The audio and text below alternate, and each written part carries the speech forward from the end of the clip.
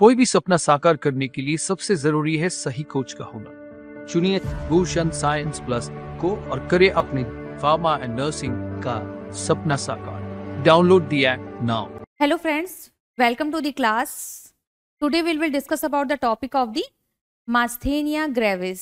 Okay, इससे पहले मैंने आपको ट्राइजेमिनल न्यूरैल्जिया मैंने आपको क्लियर करवाया हुआ है कि उसमें नर्व में प्रॉब्लम होती है, और जो नर्व फेशियल नर्व में हमारी प्रॉब्लम होती है, ये मैंने आपको बताया है प्रीवियस वीडियो में, जो आप चेक कर सकते हैं। जो हमारा नर्व जो होता है वो उसमें जो डैमेज होती है, गुलियन बैर सिंड्रोम है, उसमें भी मैंने आपको बताया था कि नर्व में जो प्रॉब्लम होती है उसकी वजह से क्या होता है, हमारा न्यूरोट्रांसमीटर जो होता है वो इम्पेयर्ड हो जाता है। ओके, तो आज हम लोग देखेंगे आपका मैस्थेनिया ग्रेविस। मैस्थेनिया ग्रेविस आपका क्या होता है और ये कैसे कॉज करता है और इसका क्या ट्रीटमेंट है एंड क्या मैनेजमेंट है, ये हम आज की क्लास में पूरी तरह डिस्कस करेंगे। ओके, तो मैस्थेनिया ग्रेविस में हम लोग सबसे पहले तो ये जानते हैं कि ये एक न्यूरोलॉजिकल डिसऑर्डर होता है और ये क्या करता है,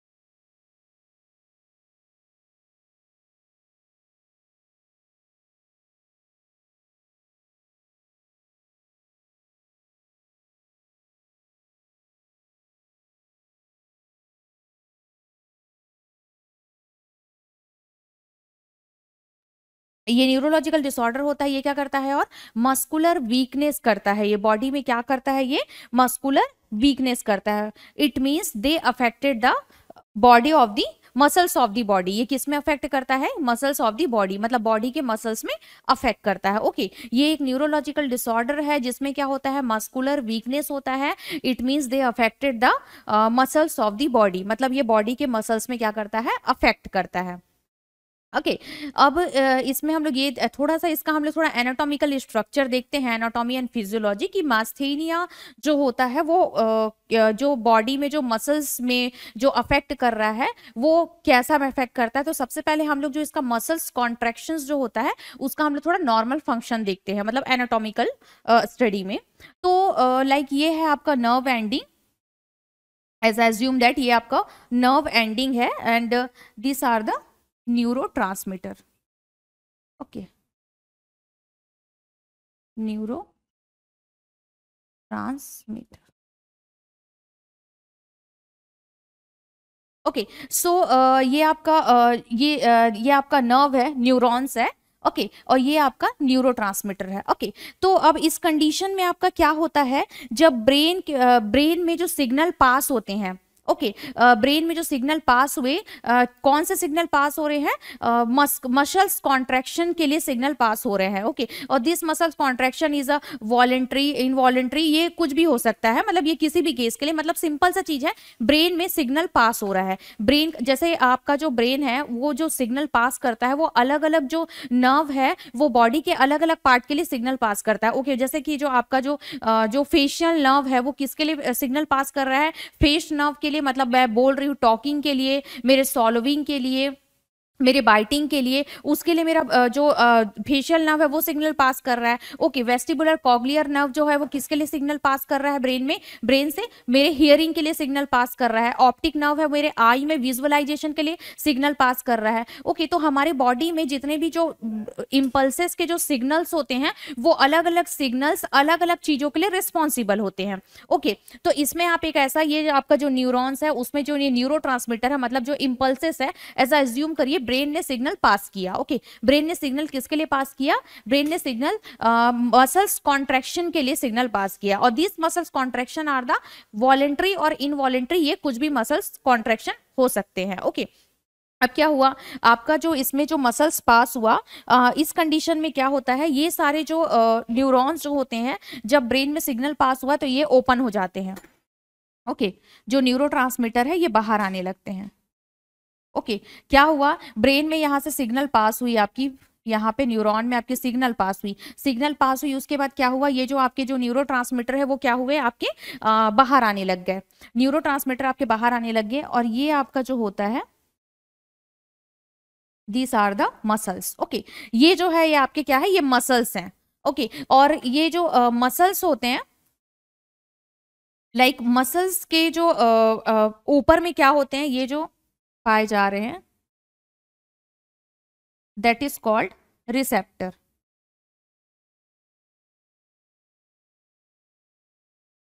दीज आर द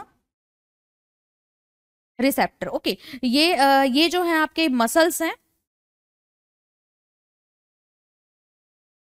मसल्स, और मसल्स के ऊपर ये जो पाए जा रहे, these are the muscles inside of the cell of the body. मतलब क्या होता है, जो सेल्स जो है बॉडी में, जो सेल्स होते हैं उसके ये अंदर पाए जाते हैं, inside the cell of the body. उसके ऊपर जो होते हैं वो क्या होते हैं, रिसेप्टर होते हैं। इस रिसेप्टर को हम लोग क्या बोलते हैं, nicotinic receptor. This receptor is called nicotinic receptor. Okay, इस रिसेप्टर को हम लोग क्या बोलते हैं, निकोटिनिक रिसेप्टर बोलते हैं। ओके, तो जब ब्रेन यहाँ से सिग्नल सप्लाई करता है तो जो न्यूरोट्रांसमीटर है ये बाहर आने लगते हैं, ये बाहर आने लगते हैं, और ये क्या करते हैं, ये जो आपके जो मसल्स है इसमें क्या होते हैं, रिसिप्ट होते हैं, मतलब ये जो इस मसल्स में इसे बाइंड होते हैं। तो इस न्यूरोट्रांसमीटर को हम लोग क्या बोलते हैं, आपके एसिटाइल कोलिन रिसेप्टर। ओके, ये जो न्यूरोट्रांसमीटर जो होते हैं वो क्या होते हैं, आपके एसिटाइल कोलिन रिसेप्टर होते हैं। ओके, तो ये क्या करते हैं, ये इसमें जाके निकोटिन रिसेप्टर से बाइंड होते हैं। ओके, तो जब ये निकोटिन रिसेप्टर से बाइंड होते हैं तो उस कंडीशन में हम लोग क्या बोलते हैं, निकोटिनिक एसिटाइल कोलिन रिसेप्टर। जब ये इससे ये यहाँ पे आए और ये यहाँ पे क्या हुए, इससे बाइंड होने लगे, ये जो मसल्स है, ये सॉरी, ये जो एसिटाइल कोलिन रिसेप्टर है, मतलब जो न्यूरोट्रांसमीटर है, वो इससे जाके क्या हुए, बाइंड होने लगे, जो इसके सरफेस एरिया पे है यहाँ पे क्या हुए, बाइंड होने लगे। अब उसके बाद क्या हुआ, ये यहाँ पे बाइंड होने लगे, तो इससे हम लोग क्या बोलेंगे, nicotinic acetyl choline receptor.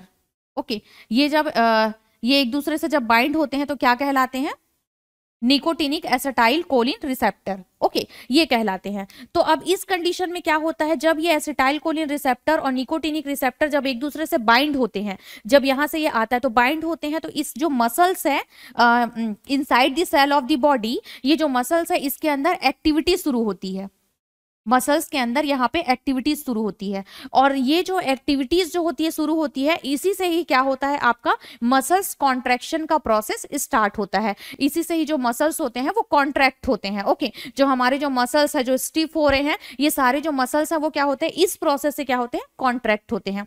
These are the normal mechanism. ये नॉर्मल मैकेनिज्म है। इससे क्या होता है, या मैं आपको ये बता रही हूँ, जो मास्थेनिया, जो बॉडी के मसल्स वीकनेस के लिए रिस्पॉन्सिबल है, मास्थेनिया ग्रेविस, वो मसल्स वीकनेस क्यों होता है, तो सबसे पहले हमको ये जानना जरूरी है कि मसल्स कॉन्ट्रैक्शन कैसे होता है। तो ये आपका जो होता है उसमें मसल्स कॉन्ट्रैक्शन होता है कि जो आपके जो नर्व न्यूरॉन्स है उसमें जो नर्व इम्पल्सेस है, मतलब जो न्यूरो है, this are called acetylcholine, जिसे हम लोग एसिटाइल कोलिन बोलते हैं। तो ये जो है आपके मसल्स हैं, मसल्स जो होते हैं वो inside the cell of the body में पाए जाते हैं, उसके ऊपर हमारे रिसेप्टर पाए जाते हैं। इस रिसेप्टर को हम लोग क्या बोलते हैं, आपका निकोटिनिक रिसेप्टर। इस रिसेप्टर को हम क्या बोलते हैं, आपका निकोटिनिक रिसेप्टर बोलते हैं। ओके, तो जब क्या होता है, जब ये जो न्यूरॉन्स है, न्यूरोट्रांसमीटर है, ये जब आते हैं और क्या होते हैं, जो ये जो इसके जो सरफेस एरिया में जो निकोटिनिक रिसेप्टर जो पाए जा रहे हैं उससे एसिटाइल कोलिन बाइंड हो जाते हैं। ओके, बाइंड होते हैं तो उसे हम लोग क्या बोलते हैं, nicotinic acetyl choline receptor. Okay, तो अब जब ये बाइंड होते हैं तो वहां नीचे से इसमें मसल्स में एक्टिविटी स्टार्ट होती है, और ये जो एक्टिविटीज स्टार्ट होती है that is called muscles contraction. उसे हम लोग क्या बोलते हैं, आपका ये हमारा जो होता है वो हमारा मसल्स कॉन्ट्रैक्शन होता है। ओके, सो मास्थेनिया ग्रेविस जो है वो एक ऑटो इम्यून डिसऑर्डर है।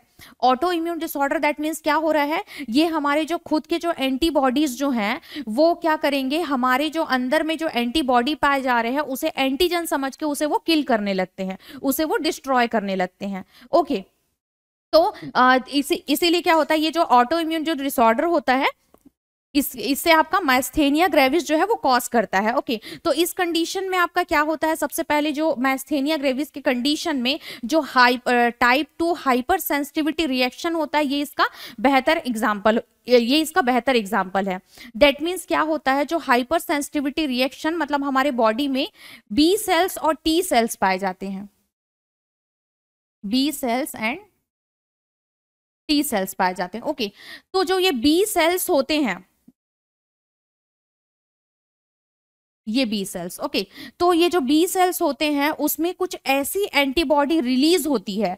वो एंटीबॉडी क्या होती है, कुछ ऐसी एंटीबॉडी रिलीज होती है जो क्या करती है, खुद की एंटीबॉडी को टारगेट करती है, खुद के एंटीबॉडीज को डिस्ट्रॉय करने का काम करती है। ये जो होते हैं टी सेल और B cell, that are the immune, ये हमारे बॉडी के इम्यून सिस्टम है, ये हमारे बॉडी के एंटीबॉडीज है। इस इम्यून सिस्टम में ये जो इम्यून है, इसके अंदर एक कुछ ऐसी एंटीबॉडीज रिलीज होती है जो ये एंटीबॉडीज क्या करती है, खुद के एंटीबॉडी को किल करने का काम करती है। ओके, तो यहां की जो एंटीबॉडी है वो एंटीबॉडी जो किल करने का काम कर रही है, ओके, जो हमारे एंटीबॉडी को एंटीजन समझ के किल करने का काम कर रही है, मैं उस एंटीबॉडी की बात कर रही हूं। ओके, तो वो जो एंटीबॉडी है वो क्या होती है, इस कंडीशन में ऑटो इम्यून डिसीज डिसऑर्डर में माइस्थेनिया ग्रेविस के कंडीशन में ये एंटीबॉडी आती है, हमारे मसल्स के पास आती है, और जो यहाँ पे निकोटिनिक रिसेप्टर है इसके ऊपर जाके ये बाइंड हो जाती है।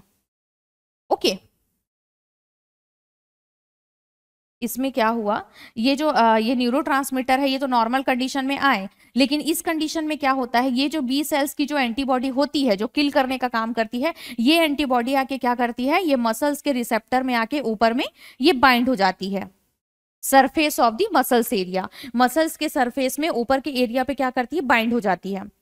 ओके, अब ये बाइंड हो गई तो इस कंडीशन में क्या होता है, जब ये एसिटाइल कोलिन जो अपना नॉर्मल रिसेप्टर है, जब ये आएगा अपना मसल्स कॉन्ट्रैक्शन करने के लिए, ये तो अपना काम करेगा ही ना, तो जब ये मसल्स कॉन्ट्रैक्शन करने के लिए आएगा तो यहाँ पे ये देखेगा कि यहाँ पे इसकी जगह कोई और ले लिया है।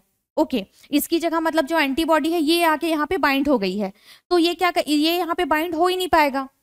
ओके, इसका जगह कोई और ले लिया है, इसके प्लेस में कोई और आ गया है, तो क्या होगा, एसिटाइल कोलिन जो है वो इस मसल्स में क्या होगा, निकोटिनिक मसल्स में बाइंड ही नहीं हो पाएगा। तो बाइंड नहीं हो पाएगा तो क्या होगा, जो मसल्स में जो नीचे की जो एक्टिविटीज है वो एक्टिविटी नहीं हो पाएगी, और एक्टिविटी नहीं हो पाएगी तो उस वजह से क्या होगा, आपका मसल्स वीकनेस हो जाएगा।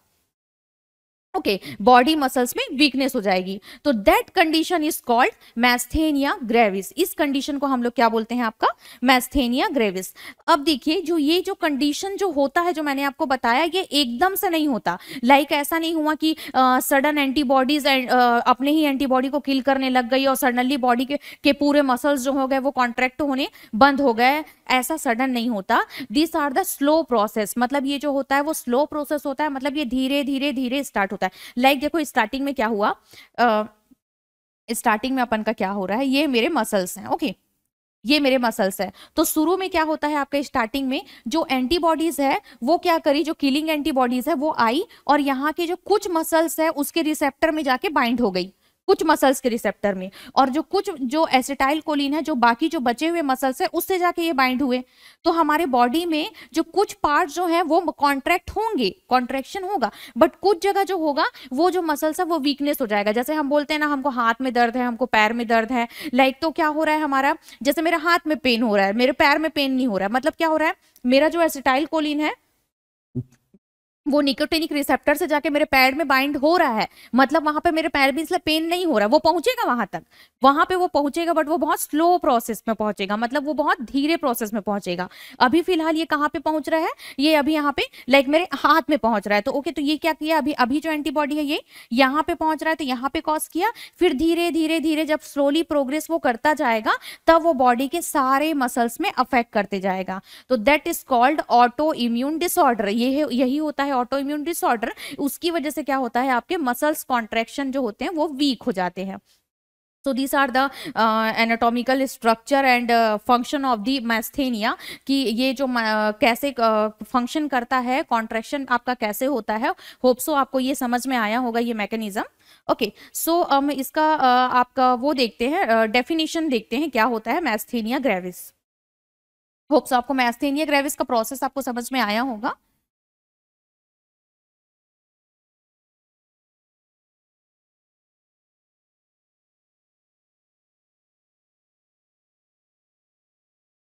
Introduction. Okay. So, Myasthenia gravis means muscles weakness. Myasthenia gravis means क्या होता है आपका? Muscles weakness. Okay. इसमें क्या होता है आपका मसल्स जो होता है वो वीक हो जाता है. It is a long term neuromuscular autoimmune disorder. It is a long term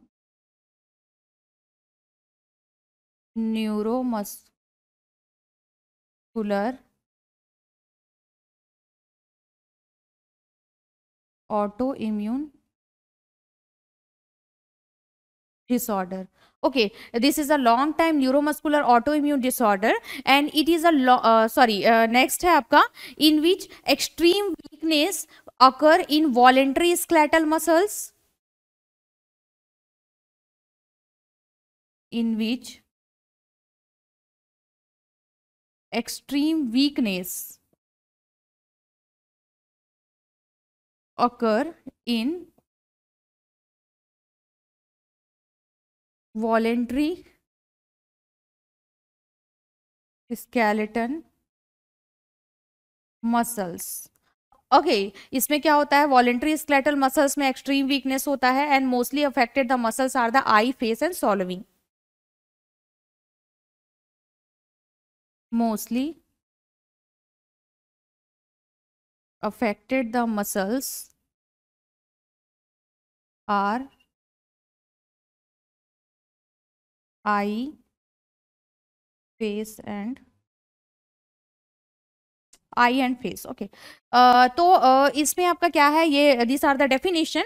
मैस्थेनिया gravis में क्या होता है myasthenia gravis means muscles weakness. मैंने आपको बताया अभी कि उसमें उसका मतलब जो होता है वो अफेक्टेड द बॉडी मसल्स मतलब ये मसल्स वीक करता है. It is a long term neuromuscular auto immune disorder. ये एक लॉन्ग टर्म है मतलब ये लंबे समय तक चलता है. मैंने आपको पहले ही बताया कि जो रिसेप्टर जो होता है जो बी सेल्स की जो एंटीबॉडीज होती है किलिंग एंटीबॉडी वो एकदम से जाके सारे मसल्स में बाइंड नहीं होती है. ओके ये स्लो प्रोसेस होता है लॉन्ग टर्म प्रोसेस होता है. धीरे धीरे ये क्या करता है मसल्स को वीक करता जाता है. मतलब जो धीरे धीरे अपनी ही एंटीबॉडी अपने ही एंटीबॉडी को डिस्ट्रॉय करती है अपने ही एंटीबॉडी के खिलाफ वो लड़ने लगती है. ये प्रोसेस जो होता है वो आपका क्या होता है स्लोली होता है धीरे धीरे होता है. Then in which extreme weakness अगर इसमें एक्सट्रीम वीक हो जाता है body in involuntary skeletal muscles में जो स्केलेटल मसल्स में जो इनवॉलेंट्री जो मसल्स मूवमेंट होते हैं उसमें वो वीकनेस क्रिएट करेगा एक्सट्रीम पेन क्रिएट करेगा. मेनली आई और फेस में भी क्या करेगा वो पेन क्रिएट करेगा. ओके और वहां के जो मसल्स है उसको अफेक्ट करेगा. ये था आपका मैस्थेनिया ग्रेविस. देन नेक्स्ट है आपका इसका हम लोग देखते हैं causes of the myasthenia gravis.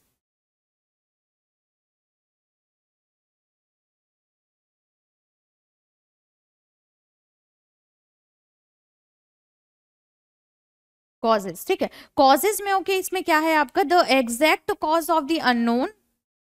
इसमें भी आपका वही रहेगा अननोन कॉजेज रहेंगे. ओके एग्जैक्ट कॉजेज जो है वो unknown but said to be an autoimmune condition occur due to the deficiency of the acetylcholine at the neuromuscular junction.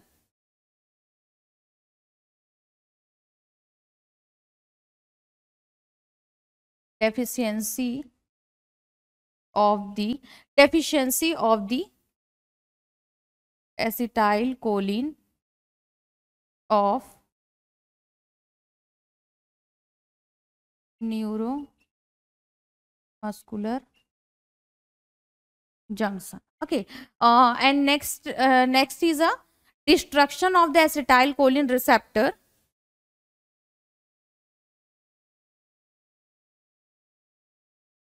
Destruction of the acetylcholine receptor of neuromuscular junction. Okay so इसमें आप ये बोलेंगे कि इसका जो exact causes है वो unknown है। ओके ये आइडियोपैथिक होता है। एंड ये बोल सकते हैं इसमें कि जो deficiency of the acetyl choline of neuromuscular junction. Okay जो हमारा मैंने आपको अभी जो बताया था इंट्रोडक्शन में, जो एसिटाइल कोलिन जो है, जो हमारे जो न्यूरॉन्स में जो हमारे न्यूरोट्रांसमीटर है that is called acetyl choline, ये जो एसिटाइल कोलिन है अगर इसकी डेफिशिएंसी हो जा रही है, ये डेफिशिएंसी हो जा रही है तो ये क्या करेंगे, ये मसल्स में आके बाइंड नहीं कर पाएंगे। ओके क्योंकि बिकॉज ऑफ दैट इनकी जो कमी है, इसकी कमी की वजह से मसल्स में बाइंड नहीं हो पाए। मसल्स में ये बाइंड नहीं हो पाएंगे तो क्या होगा, मसल्स में एक्टिविटी नहीं होगी, और मसल्स में एक्टिविटी नहीं होगी तो क्या होगा, मसल्स कॉन्ट्रैक्शन नहीं हो पाएगा। तो ये एक रीजन हो सकता है कि एसिटाइल कोलिन के डेफिशिएंसी की वजह से आपका मैस्थेनिया ग्रेविस कॉज करेगा। And then second one is a destruction of the acetylcholine receptor of the neuromuscular junction. Destruction होने लगा है, ये डिस्ट्रॉय होने लगा है, खत्म होने लगा है, तो उस कंडीशन में भी क्या हो सकता है, मसल से ये क्या होगा, ये बाइंड नहीं हो पाएगा, और उसकी वजह से भी क्या हो सकता है, मसल्स कॉन्ट्रैक्शन नहीं होंगे और मैस्थेनिया ग्रेविस कॉज करेगा। तो ये आपके इसके कॉजेस होते हैं, बहुत ज्यादा कुछ ऐसा रीजन नहीं है। मेन रीजन वही है आपका कि ये अननोन होता है और एसिटाइल कोलिन की डेफिशिएंसी और डिस्ट्रक्शन की वजह से ये कॉज करेगा। ओके नेक्स्ट हम लोग देखते हैं इनका pathophysiology.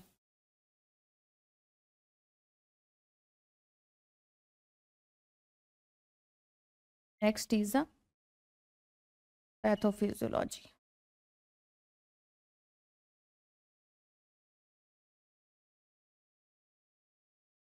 Due to the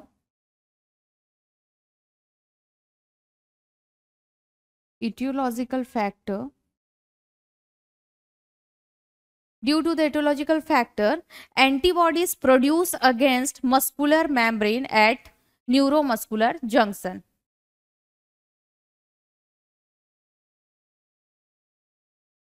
Antibody produce against muscular membrane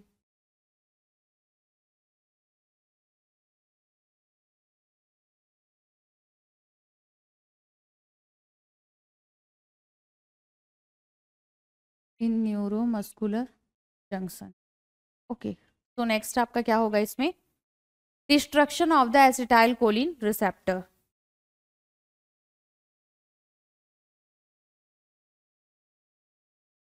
destruction of the acetyl choline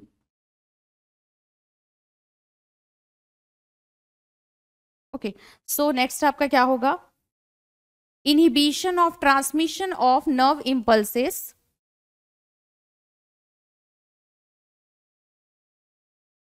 inhibition of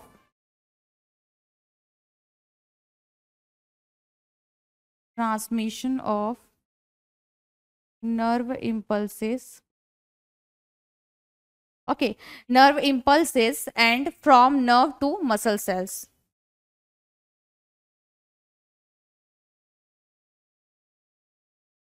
From nerve to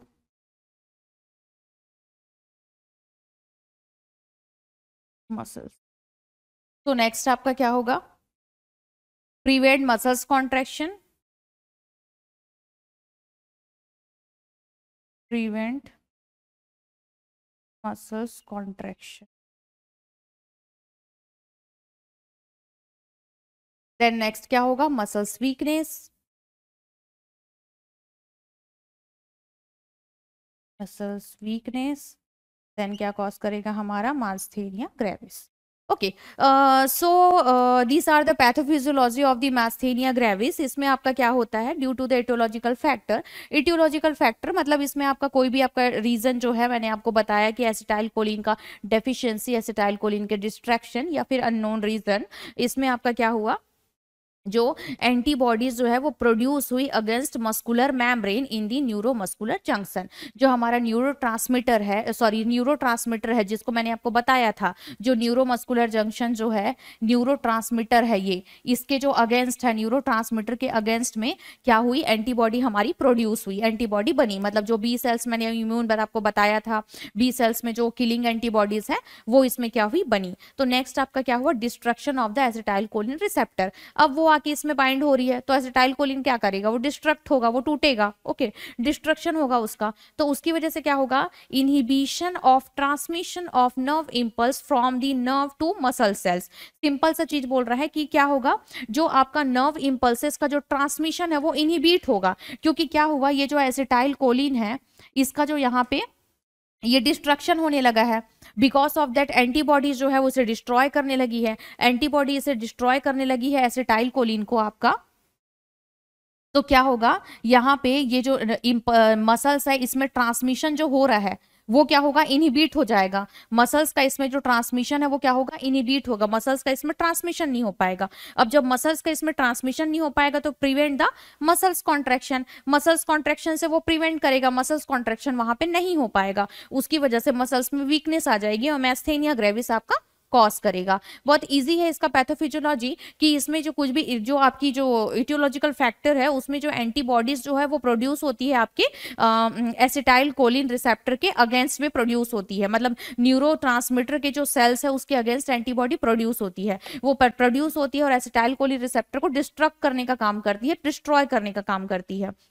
okay तो उस कंडीशन में क्या होता है, जो नर्व इंपल्सेस का जो ट्रांसमिशन होता है वो क्या होता है आपका, इनहिबिट हो जाता है मसल सेल्स में। मसल सेल्स में नर्व इंपल्सेस को ट्रांसमिशन को वो रोकने का काम करती है, क्या कौन करती है, एंटीबॉडी। एंटीबॉडी क्या की, इनहिबिट करने का काम की नर्व इंपल्स को मसल्स में जाने के लिए। तो उसके बाद रोकने का काम किया, तो उसके बाद क्या हुआ, मसल्स कॉन्ट्रेक्शन से वो प्रिवेंट हुआ, मतलब मसल्स कॉन्ट्रेक्शन नहीं हो पाए, जिससे आपका मसल्स में वीकनेस आई, और मसल्स में वीकनेस आई उसकी वजह से क्या कॉज किया आपका, मैस्थेनिया ग्रेविस आपका कॉज किया। ओके तो these are the pathophysiology of the myasthenia gravis.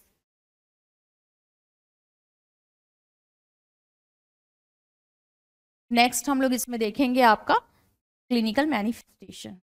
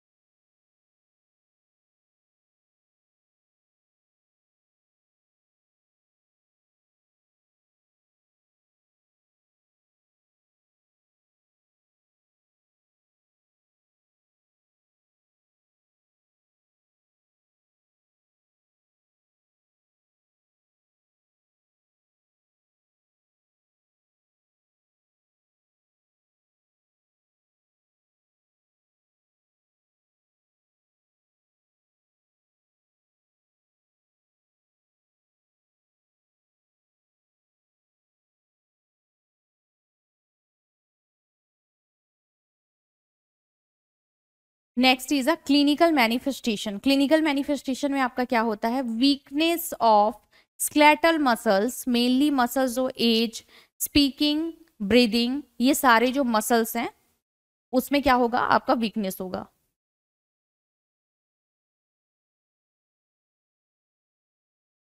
Weakness of the skeleton muscles,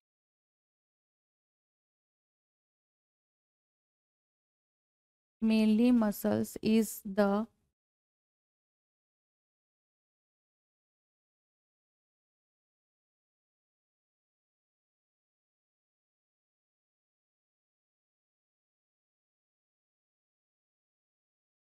respiratory।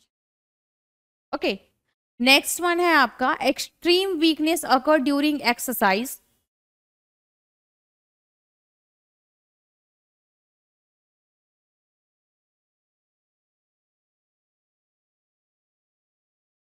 Weakness during extreme weakness during exercise,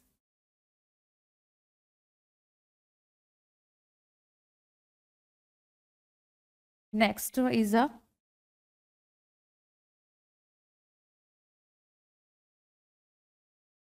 ptosis, next is a diplopia,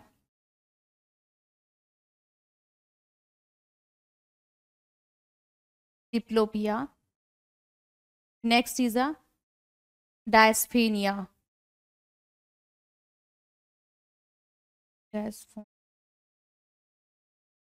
next is a difficulty in swallowing and chewing, difficulty in swallowing and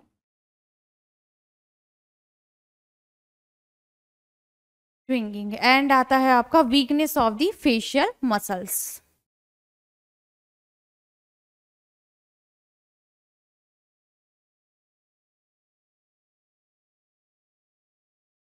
weakness of the facial muscles. Okay, so इसमें आपका क्या होता है, मास्थेनिया gravis की condition में जो हमको clinical manifestation जो हमको दिख रहा है उसमें आपका क्या होता है, आपका सबसे पहले weakness of the skeletal muscle, जो स्क्लेटल मसल्स है उसमें आपकी वीकनेस होगी। जो स्क्लेटल जो है हमारे पूरे बॉडी में है, हमारी बॉडी किससे बनी है, स्क्लेटल से ही बनी है, बोन से ही बनी है। ओके, तो जो इसमें जो मेनली जो मसल्स होते हैं स्क्लेटल मसल्स में, जो मेनली मसल्स है वो आपके आई के जो मसल्स है, ओके, आई के पास जो मसल्स है उसमें आपका वीकनेस होगा, फेस के मसल्स में वीकनेस होगा, और रेस्पिरेटरी जो आपकी ब्रीदिंग में रिस्पॉन्सिबल होता है, तो ब्रीदिंग मसल्स में भी आपके क्या होंगे, वीकनेस होंगे। तो ये सबसे पहला इसका सिम्टम्स होता है जो हमको देखने में मिलता है मास्थेनिया ग्रेविस की कंडीशन में। स्केलेटल मसल्स में क्या होती है, वीकनेस स्टार्ट होती है, specially I, face and breathing muscles में। नेक्स्ट जो होता है वो क्या होता है, extreme weakness during the exercise. क्या होता है, जब हम एक्सरसाइज करते हैं तो उस एक्सरसाइज की कंडीशन में हमारा जो बॉडी है उसके मसल्स टोन में ही सबसे पहले अफेक्ट पड़ता है। जब हम एक्सरसाइज करते हैं तो हमारे जो मसल्स होते हैं, जो हमारे काफ्स मसल्स हैं, जो हमारे हैंड है, लेग है, ये सारे जो मसल्स होते हैं इस पे सबसे ज्यादा प्रेशर पड़ता है। तो इसमें क्या होता है, जो एक्सरसाइज के टाइम में एक्सट्रीम वीकनेस होता है इस टाइप के मसल्स में। देन आता है पेटोसिस। पेटोसिस का मतलब क्या होता है आपका, drooping of upper eyelid, drooping of upper eyelid. Okay, तो इसमें क्या होता है, जो आपकी जो अपर आईलिड होती है वो क्या हो जाती है, ड्रूपिंग हो जाती है। आपकी अपर आईलिड मतलब क्या होती है, झुक जाती है, या फिर लटक जाना बोलते हैं, वो हो जाती है आपकी अपर आईलिड। जो हमारी जो ऊपर की जो आईलिड होती है वो आपकी झुक जाती है, ड्रूप हो जाती है, इसे हम लोग बोलते हैं आपका पेटोसिस। देन आता है आपका डिप्लोपिया। डिप्लोपिया मतलब आपको पता ही होगा, double vision, double vision.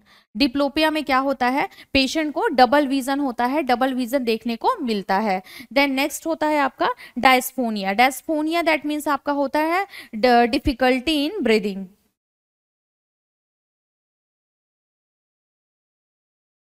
Difficulty in breathing.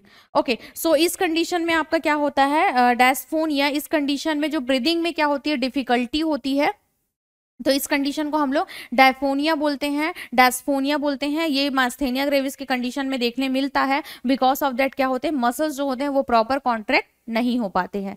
Next जो होता है वो हमारा difficulty in solving and chewing.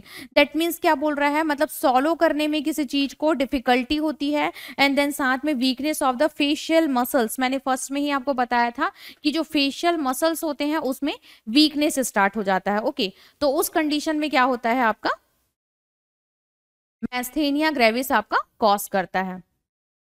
तो ये थे आपके सिम्टम्स, आपके मैस्थेनिया ग्रेविस के ये आपके सिम्टम्स थे, जिसमें आपके स्केलेटल मसल्स में, फेस में, रेस्पिरेशन, ब्रीदिंग मसल्स, ये सारे मसल्स में क्या होते हैं, वीकनेस हो जाते हैं। एक्सरसाइज के टाइम में जो मसल्स होते हैं उसमें सबसे ज्यादा प्रेशर पड़ता है, उसकी वजह से भी बहुत ज्यादा सीवियर वीकनेस फील होता है। फेशियल मसल्स में भी वीकनेस हो जाते हैं, आईलिड आपकी झुक जाती है, ड्रूपिंग होती है, और डबल विजन भी हमें दिखाई देता है। ओके, नेक्स्ट जो होता है वो आपका डायग्नोसिस फाइंडिंग।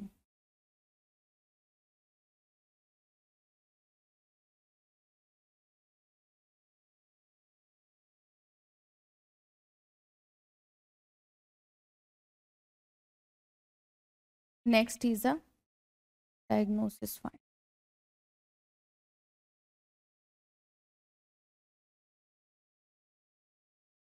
हिस्ट्री टेकिंग हम करते हैं, फिजिकल एग्जामिनेशन करते हैं, present medical history, past medical history, present surgical history and past surgical history. हम लोग पेशेंट की हिस्ट्री देखते हैं कि उन्हें कोई प्रीवियस डिसऑर्डर तो नहीं था, वो कोई मेडिसिन तो नहीं ले रहे थे, ये सारी चीजें हम लोग हिस्ट्री टेकिंग में कलेक्ट करते हैं। ओके, नेक्स्ट वन हम लोग इसमें देखते हैं आपका electromyography.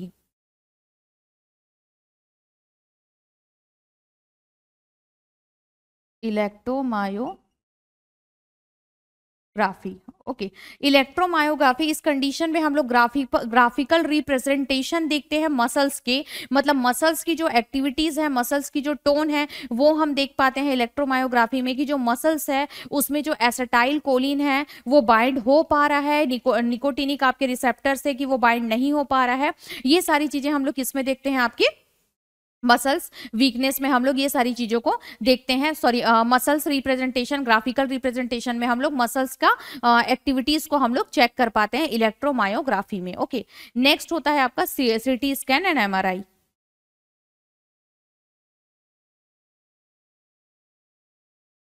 CT scan and MRI, इस कंडीशन में हम लोग क्या करते हैं, मसल स्टोन को हम लोग चेक करते हैं। देन आता है टेंसिलॉन टेस्ट, एक हम लोग करते हैं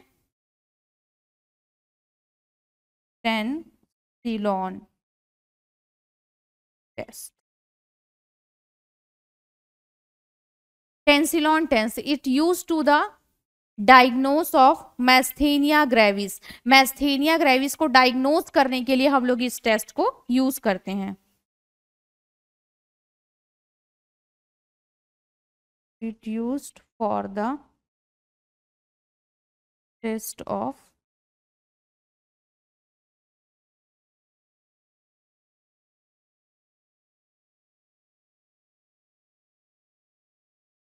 मैस्थेनिया ग्रेविस। ओके, मैस्थेनिया ग्रेविस को डायग्नोज करने के लिए हम लोग इसे यूज करते हैं टेंसिलॉन टेस्ट को। इसमें क्या होता है, it is a procedure of the edrophonium drug. एक हम लोग एंडोफ्रोलम ड्रग जो होता है उसे हम लोग इंजेक्ट करते हैं पेशेंट में IV. This drug increase the acetylcholine level of the neuromuscular junction and block the cholinesterase enzyme को ये क्या करता है, ब्लॉक करता है। मतलब ये क्या काम करता है हमारा, ओवरऑल ये बता रही हूँ। टेंसिलॉन टेस्ट हम लोग मैस्थेनिया ग्रेविस को डायग्नोज करने के लिए करते हैं, जिसमें हम लोग क्या करते हैं, एंड्रोफोलेम ड्रग्स को हम लोग आईवी इंजेक्ट करते हैं पेशेंट में। और हम लोग ये जो एंड्रोफोलेम ड्रग होता है ये क्या करता है, एसिटाइल कोलिन का जो लेवल है उसको न्यूरोमस्कुलर जंक्शन में बढ़ाने का काम करता है, न्यूरोट्रांसमीटर में बढ़ाने का काम करता है, और कोलिनेस्ट्रेस एंजाइम जो होता है उसे ब्लॉक करने का काम करता है। ओके, तो इस प्रोसीजर में आपका क्या होता है, administer the injection of the edrophonium to patient में हम लोग एडमिनिस्ट्रेट करते हैं इंजेक्शन। असेस द रिजल्ट हम लोग कैसे असेस करेंगे, if the muscles strength improve with the 1 minute, अगर 1 मिनट के अंदर अगर मसल्स स्ट्रेंथ इंप्रूव हुआ है तो it means patient have a myasthenia gravis, patient को मैस्थेनिया ग्रेविस है। ओके, पॉजिटिव रिस्पॉन्स आया। Then if patient show no improvement of the patient, मतलब अगर उसके मसल्स में कोई इम्प्रूवमेंट नहीं आया है तो उस कंडीशन में पेशेंट को मैस्थेनिया ग्रेविस नहीं है, दैट मीन्स रिजल्ट जो है वो आपका नेगेटिव आएगा। ओके, सो इसमें आपका है जो ये आपका टेंसिलॉन टेस्ट में हम लोग क्या डायग्नोसिस देखते हैं मैस्थेनिया ग्रेविस को डायग्नोस करने के लिए। इस प्रोसीजर में हम लोग जो एंड्रोफोलेम ड्रग जो होता है, एंड्रोफोलेम ड्रग, ओके, इस प्रोसीजर में हम लोग क्या करते हैं, जो आपका एंड्रोफोलेम जो ड्रग होता है उस ड्रग को हम लोग क्या करते हैं, आईवी इंजेक्ट करते हैं पेशेंट में। आईवी इंजेक्ट करते हैं। ओके, इस ड्रग को हम लोग क्या करते हैं, पेशेंट में आईवी इंजेक्ट करते हैं, और ये क्या करता है, this drug are increase the acetylcholine level. ये जो ड्रग होता है ये क्या करता है,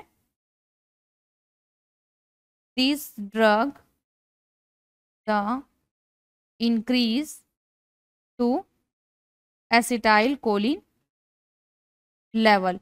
ये जो ड्रग क्या करता है, ये ड्रग क्या करता है, इंक्रीज करता है आपका एसिटाइल कोलिन लेवल को। एसिटाइल कोलिन लेवल को क्या करता है, ये इंक्रीज करता है, ये जो ड्रग होता है। इस ड्रग में क्या जो प्रोसीजर क्या होता है, इसमें हम लोग एंड्रोफिलम ड्रग को हम लोग आईवी इंजेक्ट करते हैं। ओके, आईवी इंजेक्ट करने के बाद अगर मसल्स स्ट्रेंथ इंप्रूव होता है 1 मिनट के अंदर, if muscles strength improve in within 1 minute, तो क्या हो गया, result is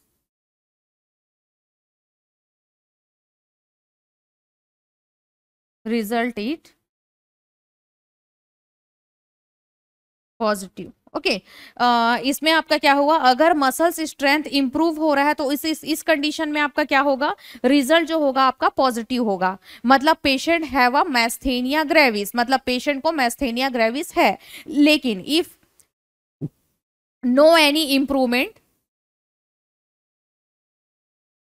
but if show no any improvement, अगर कोई भी इसमें इंप्रूवमेंट नहीं हुआ है, it's so no any improvement, that means क्या है, patient have a negative.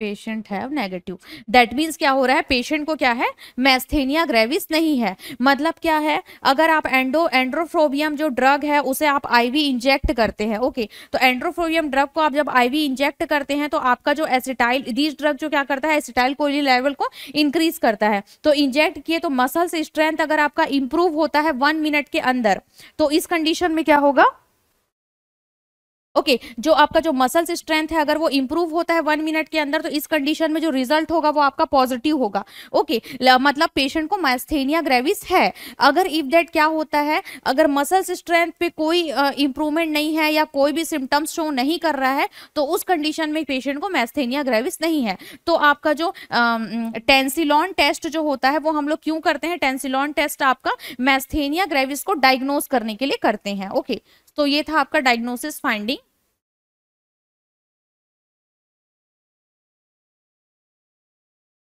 Next हम लोग देखेंगे इसका मैनेजमेंट।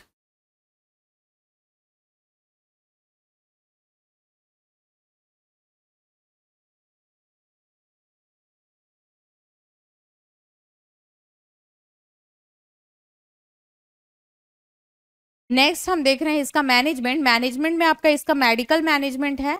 मेडिकल मैनेजमेंट में एंटी कोलिनेस्ट्रेस ड्रग देते हैं हम लोग इसमें। Okay, medical management anticholinesterase drugs,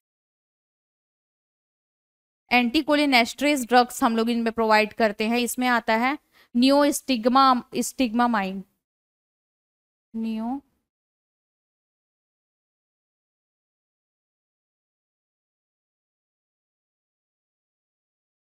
okay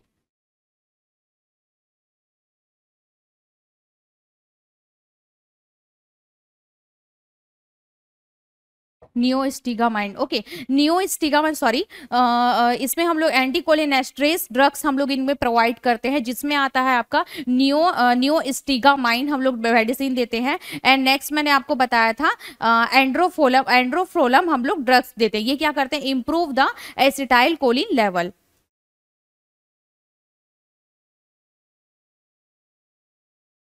एंड्रोफोलम। Okay, ये सारे हम लोग ड्रग देते हैं, ये क्या करते हैं आपके, इंक्रीज द एसिटाइल कोलिन का लेवल। ओके, एसिटाइल कोलिन के लेवल को क्या करता है, ये इंक्रीज करने का काम करता है, इसलिए हम लोग ये ड्रग देते हैं। सेकेंड जो होता है आपका कॉर्टिकोस्टेरॉइड ड्रग देते हैं हम लोग।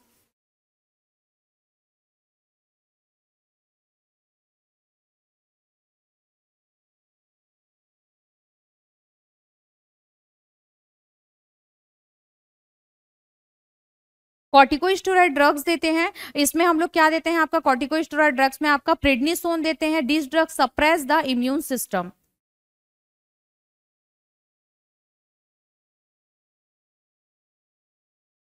Prednisone,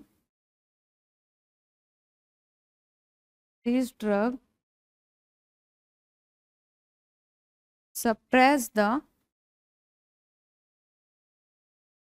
immune system. ओके, तो इसमें हम लोग प्रेडनिसोन प्रोवाइड करते हैं। ये क्या ड्रग, ये क्या करता है आपका, सप्रेस करता है इम्यून सिस्टम को। देन हम लोग इम्यूनो सेपरेशन ड्रग भी देते हैं, इम्यूनो सेपरेशन ड्रग्स। ओके, इसमें आपका कौन सा ड्रग आता है, एजाथियोप्राइन।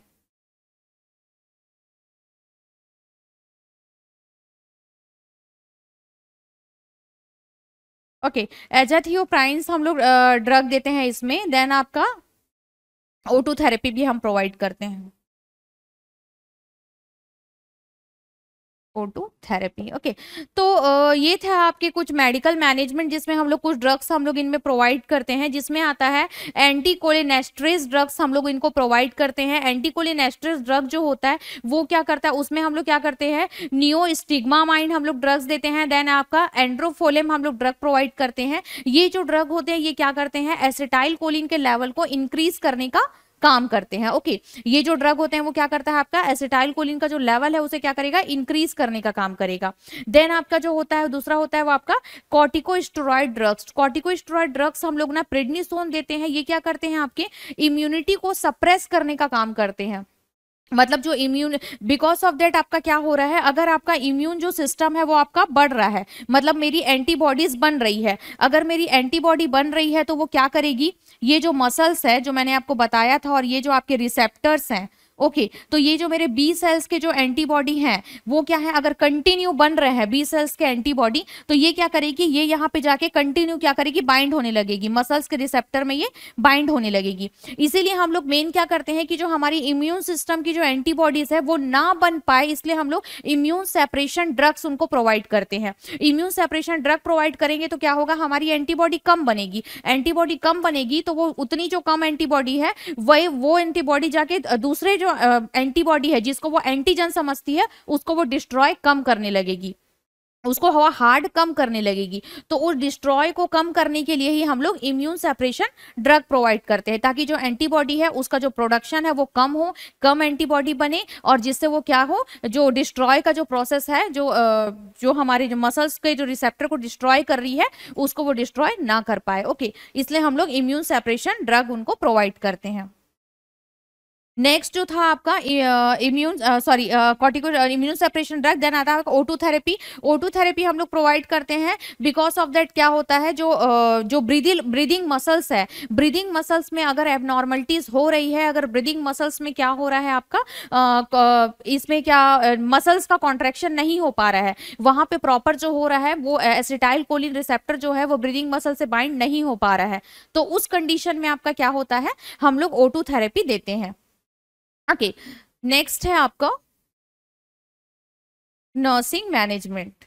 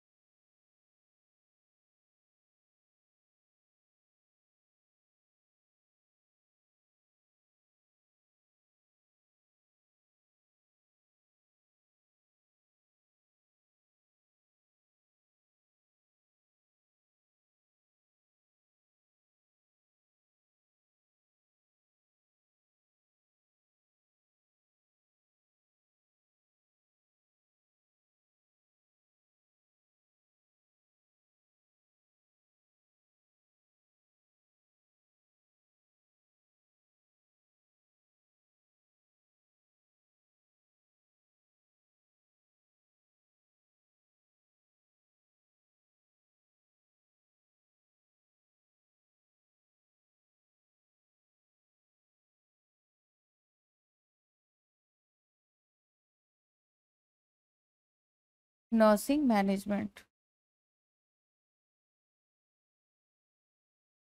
नर्सिंग मैनेजमेंट इसमें आपका क्या होता है, the primary focus of the care in on the adequacy of patient airway and breathing,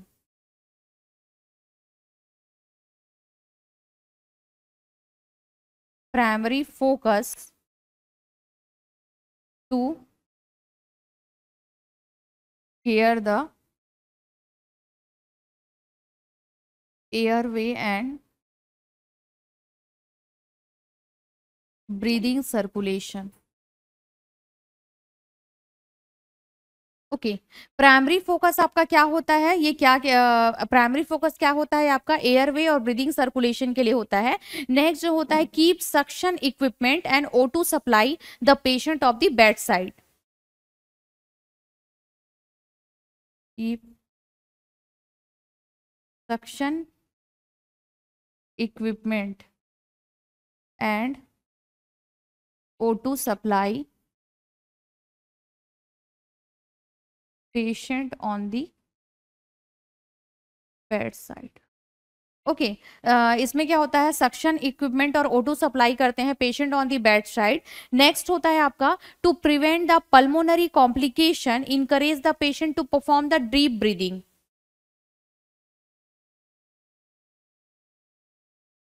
To prevent the pulmonary circulation and pulmonaries are encouraged to the patient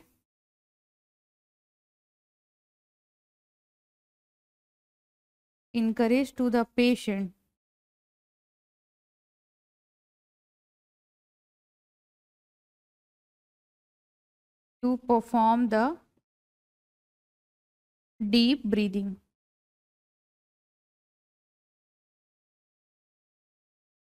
next जो है आपका, उसमें क्या है आपका, coughing and enhance the ventilation. Next है आपका, ensure adequate nutrition intake, observe the sign and symptoms of dehydration and malnutrition. Adequate nutrition intake, encourage the adequate nutrition intake. Nutrition intake के लिए इंकरेज करना है. Observe the sign and symptoms of dehydration and malnutrition and observe the sign and symptoms of dehydration and malnutrition. Okay, next one is a nursing management में आपका क्या है, work with the patient and family to plan for food they are easy to chewing and swallowing. मतलब work with the patient and family, या फिर इसमें ये बोल सकते हो आप discuss with the patient and family for what, to plan for food, to plan for food that are easy to chewing and swallowing, that are easy to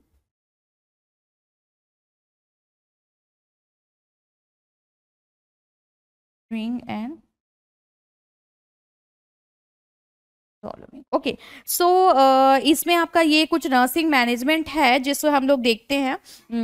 आपका myasthenia gravis के कंडीशन में इसमें आपका जो मसल स्टोन है वो आपका week हुआ है. अब मसल स्टोन वीक हुआ है तो उसे हम लोग को मैनेज करना है. तो कैसे मैनेज करना है, क्योंकि कंटिन्यू मसल्स में क्या हो गई है, वीकनेस हो गई है. अगर कंटिन्यू मसल्स में वीकनेस हो गई है तो सबसे पहले हमारा जो प्राइमरी फोकस जो रहेगा वो आपका रहेगा एयरवे ब्रीदिंग सर्कुलेशन. हम लोग प्राइमरी फोकस में हम लोग ये देखेंगे कि उनका जो एयरवे है, जो उनका रेस्पिरेटरी है, उसमें जो उसका ब्रीदिंग सर्कुलेशन है वो प्रॉपर है कि नहीं है. बिकॉज ऑफ दैट क्या है, मैंने आपको बताया था कि इसमें जो ब्रीदिंग मसल्स जो होते हैं वो पहले रिस्पॉन्सिबल होते हैं, मतलब जो हमारा जो एंटीबॉडी जो होता है, किलिंग एंटीबॉडी, वो पहले जाके किसको अफेक्ट करता है, वो आपके ब्रीदिंग रेस्पिरेशन को अफेक्ट करता है। ओके, जो हमारा एंटीबॉडी होता है, तो ब्रीदिंग रेस्पिरेशन को अफेक्ट करेगा तो क्या होगा, अगर पेशेंट को सांस लेने में प्रॉब्लम होगा तो हम आगे कुछ केयर तो कर ही नहीं सकते, आगे की कुछ गुंजाइश नहीं बचेगी। तो सबसे पहले हमारा फोकस क्या रहता है पेशेंट का, कि एयरवे ब्रीदिंग सर्कुलेशन को हमको सबसे पहले ट्रीट करना है पेशेंट में। देन आता है फोकस करना है कि उसमें प्रॉब्लम है कि नहीं है।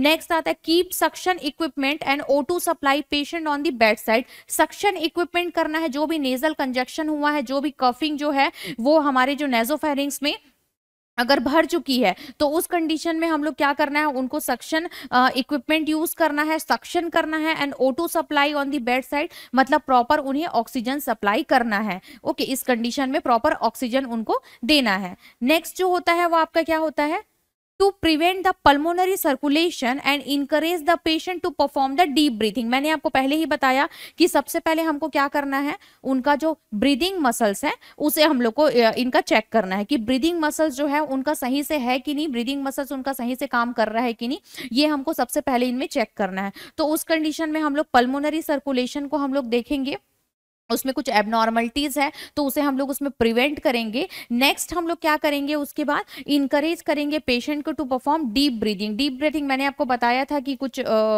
हमारा जो बैलून बॉल के समान जो होता है, जिसमें हम लोग फूंक मार के हम लोग जो हमारा ब्रीदिंग एक्सरसाइज होता है वो हम लोग करते हैं। हॉस्पिटल्स में आप देखे होंगे, आप ड्यूटी किए होंगे, तो पेशेंट को हम ये इक्विपमेंट प्रोवाइड करते हैं फॉर द डीप ब्रीदिंग, मतलब ब्रीदिंग एक्सरसाइज पेशेंट को प्रॉपरली हो।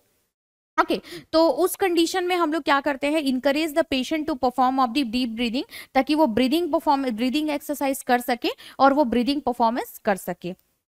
ओके, तो नेक्स्ट है आपका encourage the patient the adequate nutrition intake and observe the sign and symptoms of dehydration and mall nutrition.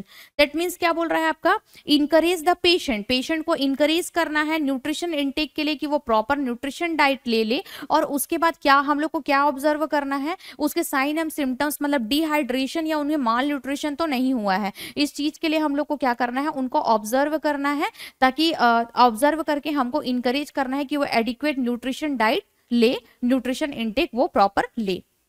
Okay, next होता है आपका discuss with the patient and family to plan for the food that are easy to chewing and swallowing. मतलब ऐसा है कि हम लोग को फैमिली के साथ और पेशेंट के साथ हम लोग को डिस्कस करना है। क्या डिस्कस करना है कि हम लोग एक ऐसा फूड का प्लान करें, लाइक अ लिक्विड डाइट उन्हें दे रहे हैं हम लोग, कुछ सॉफ्ट डाइट हम उनसे प्रोवाइड कर रहे हैं जिससे वो इजिली च्वाइंग करे, इजिली और इजिली सॉल्विंग करे, मतलब बाइटिंग वो इजिली कर पाए, चबा जल्दी पाए और वो इजिली सॉल्विंग भी कर पाए, जिससे उनको जो फेशियल मसल्स है उसमें प्रेशर पड़ना ना पड़े। क्योंकि क्या है, फेशियल मसल्स वीक हो गए हैं, फेशियल मसल्स वीक हो गए हैं तो वो एक्टिव नहीं कर पाएंगे। लाइक जैसे अभी मेरे फेशियल मसल एक्टिव हैं, इसलिए मैं कंटिन्यू इतने देर बोल पा रही हूँ। क्या होगा अगर मेरे फेशियल मसल्स वीक हो जाएंगे तो क्या होगा, मुझे वहां पे पेन स्टार्ट हो जाएगा, पेन फीलिंग होगा। ओके, तो इस कंडीशन में क्या होता है, पेशेंट को हम लोग ऐसा मतलब डाइट देते हैं, ऐसा हम लोग पेशेंट उसकी फैमिली से हम लोग डिस्कस करते हैं कि जिससे उनके फेस में उनको प्रेशर ना हो, उनको प्रेशर फील ना हो। ओके, तो हम लोग उनको ऐसा न्यूट्रिशन डाइट हम लोग पेशेंट को प्रोवाइड करते हैं जो सॉफ्ट डाइट होता है, जो लिक्विड डाइट होता है, कि उस कंडीशन में जो पेशेंट होता है उसको जो प्रेशर फील ना हो फेस में और उन्हें ज़्यादा उसमें मेहनत करना ना पड़े।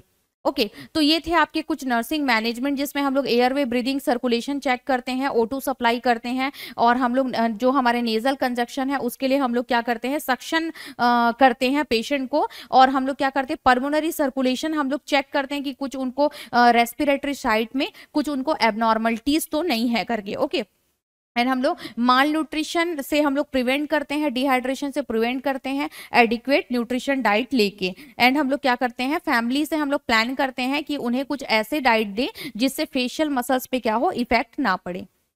ओके तो ये था आपका myasthenia gravis. Myasthenia gravis hope so आपको समझ में आया होगा। इसमें हम लोगों ने जो देखा था उसमें जो मेनली जो अफेक्ट करता है मैस्थेनिया ग्रेविस में, वो आपके मसल्स वीकनेस जो होते हैं वो आपके अफेक्ट होते हैं, मतलब मसल्स जो होते हैं वो अफेक्ट होते हैं मैस्थेनिया ग्रेविस में। मसल्स जो होते हैं वो वीक हो जाते हैं मैस्थेनिया ग्रेविस में। ओके आपको मैंने बताया है कि इसमें निकोटिनिक जो रिसेप्टर होता है वो आपके एसिटाइल कोलिन के रिसेप्टर से बाइंड होता है। ओके जो हमारा न्यूरोट्रांसमीटर जो होता है उसमें एसिटाइल कोलिन रिसेप्टर होते हैं। न्यूरोट्रांसमीटर मतलब क्या हुआ, हमारे नर्व इंपल्सेस। नर्व इंपल्सेस मतलब हमारे जो इलेक्ट्रिकल इंपल्सेस हैं जो बॉडी में क्या होते हैं, सिग्नल सप्लाई करते हैं, मैं उसकी बात कर रही हूं।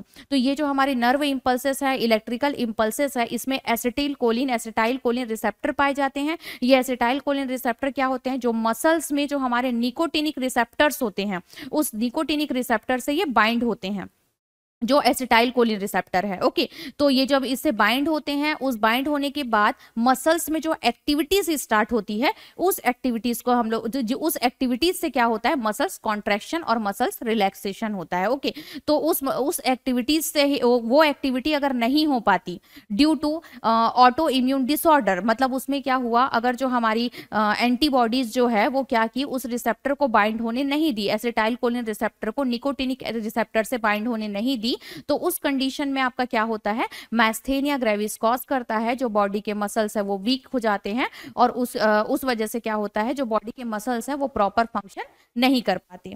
ये आपका मैस्थेनिया ग्रेविस था। इसमें जो आपके कॉजेस थे वो आपके जो मैंने आपको बताया है कि इसमें डेफिशिएंसी हो सकती है या तो एसिटाइल कोलिन की, या डिस्ट्रक्शन हो सकता है एसिटाइल कोलिन का। ओके इसके अलावा ऑटो इम्यून डिसऑर्डर है और कोई इसके रीजन नहीं होते हैं मैस्थेनिया ग्रेविस कॉज करने के लिए। सिम्टम्स में मैंने आपको बताया था मेनली फेस पे अफेक्ट ये कर रहा है आपका, तो ब्रीदिंग में रेस्पिरेटरी में अफेक्ट कर रहा है, तो इसमें डिप्लोपिया होगा, डेस्फोनिया होगा, डिफिकल्टी इन ब्रीदिंग होगी, ये सारी चीजें इसके सिम्टम्स मैंने बताया था। देन डायग्नोस्टिक फाइंडिंग में मैंने आपको टेंसिलॉन टेस्ट की बताया था। टेंसिलॉन टेस्ट में जो एंड्रोफोलम जो ड्रग्स होते हैं ये हाईवी हम लोग इंजेक्ट करते हैं, ये डायग्नोज करने के लिए कि पेशेंट को मैस्थेनिया ग्रेविस है या नहीं है। ये आपको टेस्ट लिखना बहुत ज़्यादा ज़रूरी है। जो डायग्नोसिस फाइंडिंग में टेंसिलॉन टेस्ट आपको पता होना चाहिए मैस्थेनिया ग्रेविस में। अगर आप सारे टेस्ट को अगर आप ब्लंडर मार रहे हैं, like history taking, physical examination, CT scan, MRI, lumbar puncture, आप सब चीज़ें अगर लिख रहे हैं तो भी आपको टेंसिलॉन टेस्ट आपको मेंशन करना जरूरी है, क्योंकि टेंसिलॉन टेस्ट से ही हम लोग डायग्नोज कर पाते हैं कि पेशेंट को मैस्थेनिया ग्रेविस है या नहीं है। तो इस कंडीशन में आपको पता चलेगा कि इसमें हम लोग कौन सा एंड्रोफोलम जो ड्रग्स है वो इंजेक्ट करते हैं, फिर उसका पॉजिटिव रिस्पॉन्स आता है तो वो पॉजिटिव है, और अगर नेगेटिव रिस्पॉन्स आता है तो पेशेंट को मैस्थेनिया ग्रेविस नहीं है। तो डायग्नोसिस फाइंडिंग में टेंसिलॉन टेस्ट आपको मेंशन करना जरूरी रहेगा। ओके और नेक्स्ट हम लोग मेडिकेशन दिए थे, कॉर्टिकोस्टेरॉइड ड्रग्स दिए थे, हम लोग इम्यूनो सेपरेशन ड्रग्स दिए थे। आप मेरे जितने भी मैंने जो आज की होप्स आज की क्लास आपको समझ में आई होगी, मैंने जितने भी आपको अभी ये सारी जो कंटेंट आपको बताए हैं वो सारे मेरे नोट्स में अवेलेबल हैं। आप मेरे नोट्स जाके चेक कर सकते हैं, आपको ईजिली समझ में आ जाएगा। जब आप स्टडी करें, मेरे वीडियोज देखें, तो साथ ही साथ आप मेरे नोट्स भी आप देखें, तो उससे आपको ईजिली क्लियर हो जाएगा कि मैडम ने क्या समझाया था और इसका मतलब क्या है। और मैस्थेनिया ग्रेविस का आप इंट्रोडक्शन का वीडियो को आप हो सकता है आप 2 से 3 बार देखेंगे तो आपको इजीली समझ में आ जाएगा कि मसल्स में ऐसा क्या होता है एग्जैक्टली कि मसल्स वीक हो जाते हैं। Okay so thank you class.